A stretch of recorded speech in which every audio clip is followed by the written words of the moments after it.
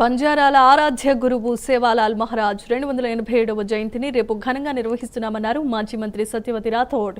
కేసీఆర్ ప్రభుత్వంలో సేవాలాల్ మహారాజ్ జయంతికి అధికారికమైన గుర్తింపు లభించిందన్నారు. కేసీఆర్ ప్రతి ఏటా సేవాలాల్ జయంతి నిర్వహణకు 2 కోట్ల రూపాయలు కేటాయించేవారని తెలియజేశారు.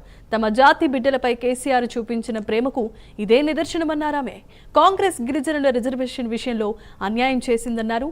కేసీఆర్ను మళ్లీ సీఎం చేసుకునేందుకు గిరిజన ఆదివాసీ పట్టుదలతో పనిచేస్తారని అన్నారు సత్యవతి రాథోడ్.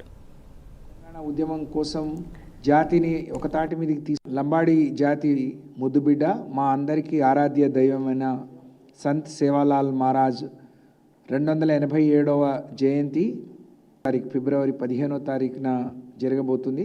వారి చరిత్ర కానీ వారు ఈ జాతికి చూపించిన మార్గాన్ని కానీ ఎవరు కూడా గుర్తించలేదు.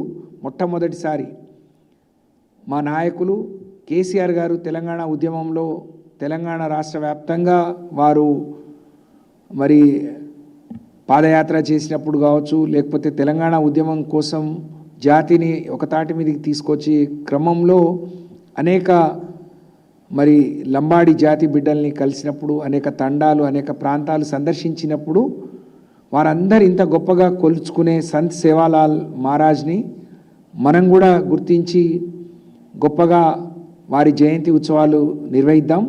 రాష్ట్ర వ్యాప్తంగా సంత్ సేవాలాల్ మహారాజ్ జయంతి నిర్వహించుకోవటానికి ఆ రోజే 2 కోట్ల రూపాయలు, మొదట్లో 1 కోటి రూపాయలు, తర్వాత 2 కోట్లు ఇచ్చిన ఘనత కేసీఆర్ గారిది.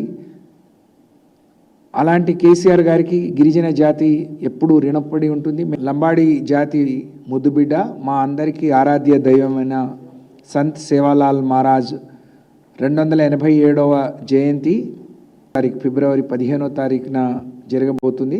వారి చరిత్ర కానీ